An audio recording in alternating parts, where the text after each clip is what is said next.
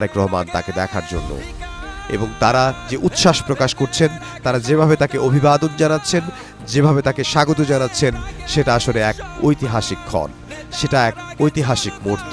বাংলাদেশের রাজনীতির জন্য তার এই দেশে ফেরা, তার এই স্বদেশ প্রত্যাবর্তন এক ঐতিহাসিক ক্ষণ।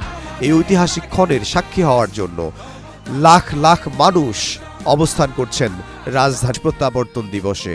আমরা দেখেছি লাখ লাখ জনতা এখানে এসে উপস্থিত হয়েছেন, লাখ লাখ নেতাকর্মী তারা এখানে এসে উপস্থিত হয়েছেন। তার এই স্বদেশ প্রত্যাবর্তন দিবস একটি মোড় ঘোরানো দিন।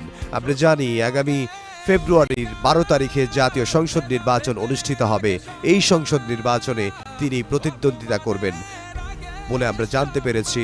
তাকে বগুড়া 6 আসন থেকে নমিনেশন দেওয়া হয়েছে এবং তিনি ঢাকার বেশ কয়েকটি আসন থেকে তার আরও নমিনেশন দেওয়ার কথা রয়েছে এবং ফেনীর একটি আসন থেকেও তার নমিনেশন দেওয়ার কথা রয়েছে।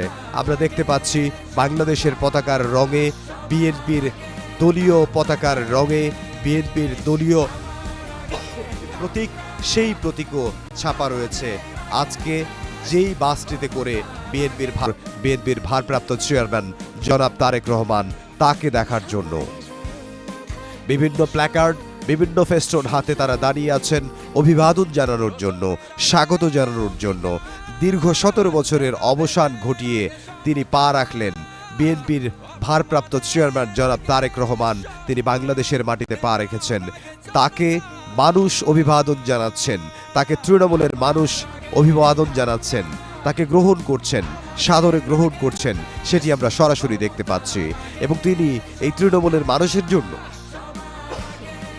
দেখা করে তিনি এই তৃণমূলের মানুষের জন্য, তৃণমূলের নেতাকর্মীদের জন্য, একেবারে মাঠের রাজনীতিবিদ যারা রয়েছেন তাদেরকে দিক নির্দেশনামূলক তিনি বক্তব্য দিবেন। এর আগেও আমরা দেখেছি বিভিন্ন সভা সমাবেশে তিনি ভার্চুয়ালি যুক্ত হয়ে তাদেরকে দিক নির্দেশনামূলক সদস্যদেরকে। ডিএমপি থেকে যেটি জানানো হয়েছে 10,000-এর বেশি আইনশৃঙ্খলা রক্ষা বাহিনীর সদস্য তারা এই নিরাপত্তায়, নিশ্চিদ্র নিরাপত্তা ব্যবস্থায় কাজ করছেন এবং নিশ্চিদ্র নিরাপত্তা ব্যবস্থায় এখন পর্যন্ত কোনো রকমের অনাকাঙ্ক্ষিত কোনো ঘটনা ঘটেনি। এবং বিএনপির ভারপ্রাপ্ত চেয়ারম্যান জনাব তারেক রহমান তার যে নিরাপত্তা, তিনি যে দেশে ফিরলেন দীর্ঘ 17 বছর পর, এরপর তার নিরাপত্তার জন্য যে রাজনীতি, সেই রাজনীতি আজকে হয়তো সফল হয়েছে। তিনি যে ভালোবাসা পাচ্ছেন বাংলাদেশের মানুষের, আপামর জনতার যে ভালোবাসা তিনি পাচ্ছেন, শুধুমাত্র বাংলাদেশের রাজনীতি করেন বলেই তিনি এই ভালোবাসা পাচ্ছেন। তিনি দীর্ঘ 17 বছর পর বাংলাদেশের মাটিতে তিনি পা রেখেছেন।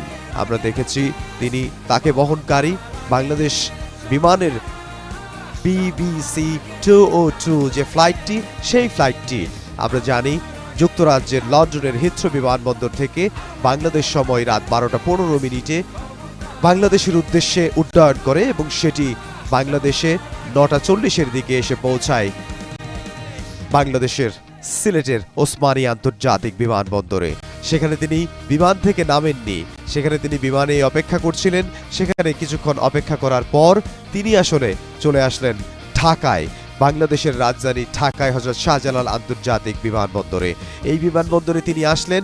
আসার পরে আমরা দেখলাম বিএনপির নীতি নির্ধারণী ফোরামের যারা সদস্য রয়েছেন, দলটির স্থায়ী কমিটির সদস্য যারা রয়েছেন, তারা তাকে স্বাগত জানাতে হযরত শাহজালাল আন্তর্জাতিক বিমানবন্দরে তিনি পৌঁছান এবং সেখানে তিনি আসলে তাকে স্বাগত জানান। এবং তিনি সেখানে নামার পর তিনি কিছুক্ষণ ভিআইপি লাউঞ্জে অপেক্ষা করেন।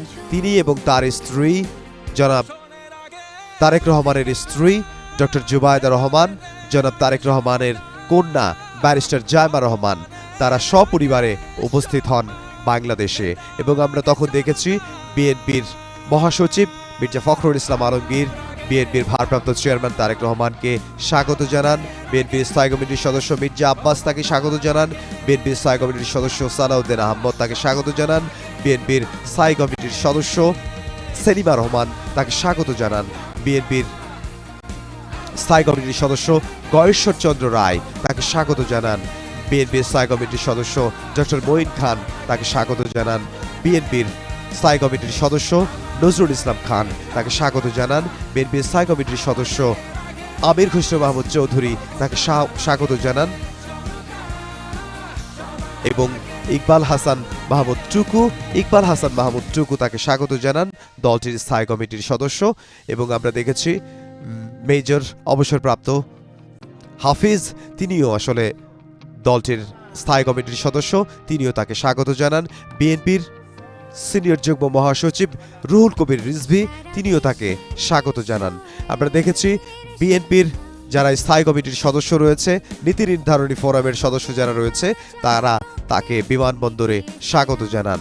হযরত শাহজালাল আন্তর্জাতিক বিমানবন্দরে তাকে স্বাগত জানান এবং নিকট আত্মীয় যারা রয়েছেন